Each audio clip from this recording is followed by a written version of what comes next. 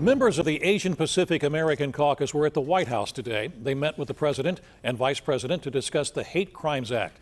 The Senate voted to advance the bill yesterday, and it comes as attacks against the Asian American community have been on the rise over the past year. The group Stop AAPI Hate has received about 3,800 reported incidents since last March when the pandemic began in the U.S.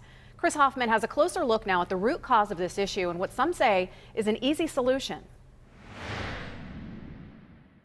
For members of the Asian American community, attacks like these are something they say they've dealt with since their ancestors first came to America.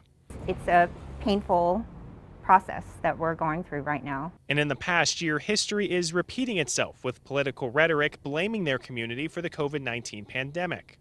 What that signals to many people is that this is okay. It's okay to be racist. It's okay to have these violent thoughts and sentiments. Judy Suh is with the Asian Pacific American Labor Alliance, or APALA.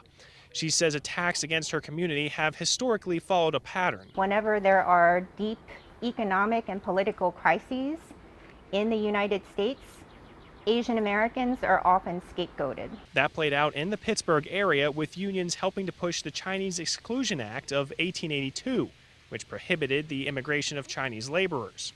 It is at once a place where, as an Asian American, we're constantly with our backs against the wall. And it continues today.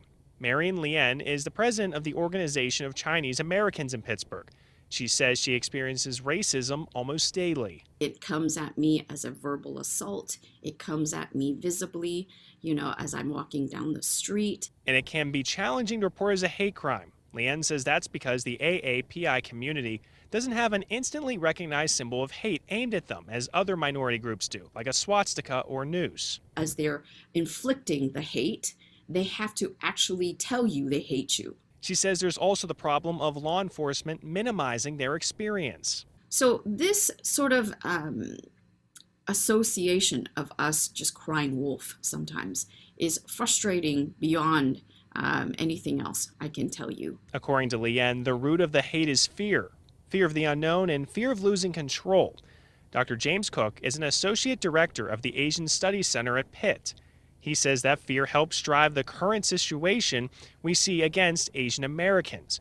As China has grown into a world power, it has become an alternative to the U.S. and European way of helping developing countries. This nervousness then also translates into anti-Asian American sentiment back here in the United States. So how do we fight this fear?